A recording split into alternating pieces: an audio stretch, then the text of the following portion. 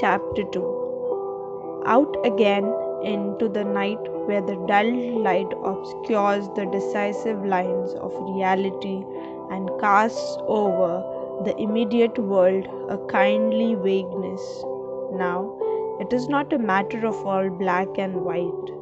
It is not a matter of this is it, because there is no glaring light of unequivocal evidence in which one sees a thing as it is and knows the answer. The darkened sky gives growing room for softened judgments, for suspended indictments, for emotional hospitality. What is seen in such light seems to have so many possibilities that definitiveness becomes ambiguous. Here, the benefit of a doubt can flourish and survive long enough to force considerations of the scope and limitations of human evaluation.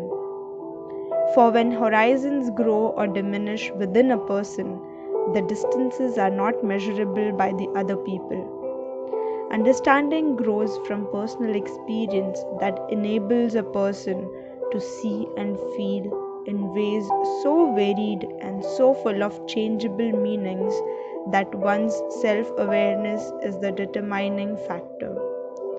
Here one can admit more readily that the substances of a shadowy world are projected out of our personal thoughts, attitudes, emotions, needs.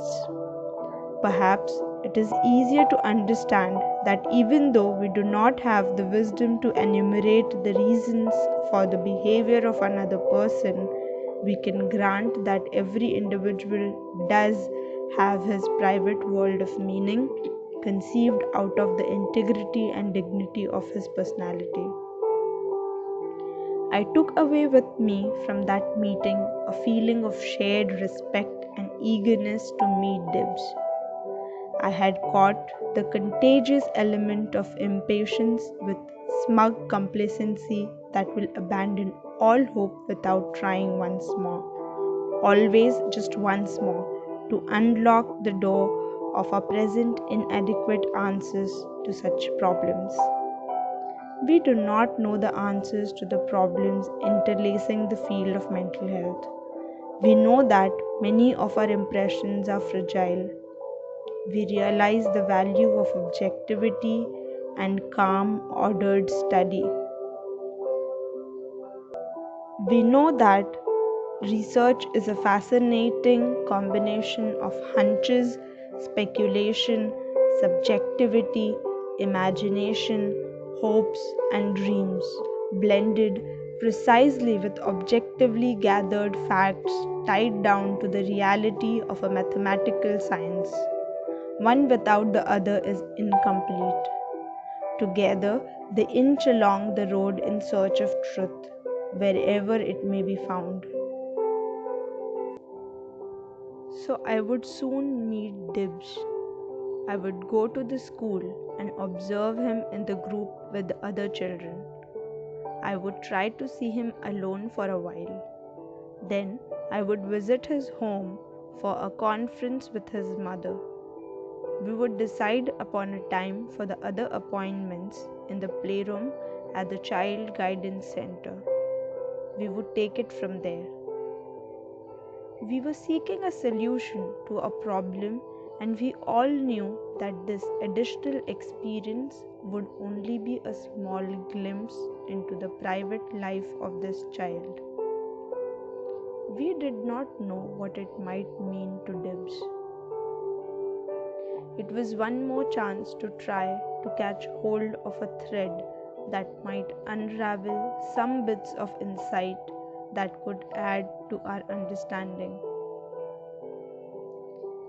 As I went down the East River Drive, I thought of many children I had known, children who were unhappy, each frustrated in the attempt to achieve a selfhood he could claim with dignity. Children not understood, but striving again and again to become persons in their own right. Out of projected feelings, thoughts, fantasies, dreams, and hopes, new horizons grew in each child. I had known children who have been overcome by their fears and anxieties, striking out in self defense against a world that for many reasons was unbearable to them. Some had emerged with renewed strength and capacity to cope with their worlds more constructively. Some had not been able to withstand the impact of their outrageous fortunes. And there is no pat explanation. To say that the child was rejected and not accepted means nothing in understanding the inner world of the child. Too often, those terms are only convenient labels tied on as alibis to excuse our ignorance. We might avoid cliches, quick, ready made interpretations and explanations. If we want to get closer to the truth, we must look deeper into the reasons for our behavior. I will go to the school tomorrow morning, I decided. I'll telephone Dibs' mother and arrange to have a conference with her at their home as soon as possible. I'll see Dibs next Thursday in the play therapy room at the Child Guidance Center. And where will it all end? If he doesn't manage to break through that wall he has built so sturdily around himself, and it is quite possible that he won't, I will have to think of some other kind of referral. Sometimes one thing works out very well with one child, but not at all with another child. We don't give up easily. We don't write off a case as hopeless without trying just one more thing. Some people think this is very bad to keep hope alive when there is no basis for hope. But we are not looking for a miracle. We are seeking understanding, believing that understanding will lead us to the threshold of more effective ways of helping the person to develop and utilize his capacities more constructively. The inquiry goes on, and we will continue to seek a way out of the wilderness of our ignorance. The next morning, I arrived at the school before the children came. The rooms occupied by the kindergarten were bright and cheerful, with appropriate attractive equipment. The children will be here soon, Miss Jane said. I shall be very interested in your opinion of Dibs. I hope he can be helped. That child worries me to death. You know, when a child is really mentally retarded, there's an overall consistent pattern of behavior that shows up in his interests and actions. But Dibs, we never know what kind of mood he'll be in, except that we do know there won't be any smiles. None of us have ever seen him smile or look even remotely happy. That's one reason we have felt that his problem goes far beyond just mental retardation. He's too emotional. Here come some of the children now. The children began to arrive. Most of them came in with looks of happy expectancy on their faces. They certainly seemed relaxed and comfortable in this school. They called out cheery greetings to one another and to the teachers. Some of them spoke to me, asked my name, asked why I was there.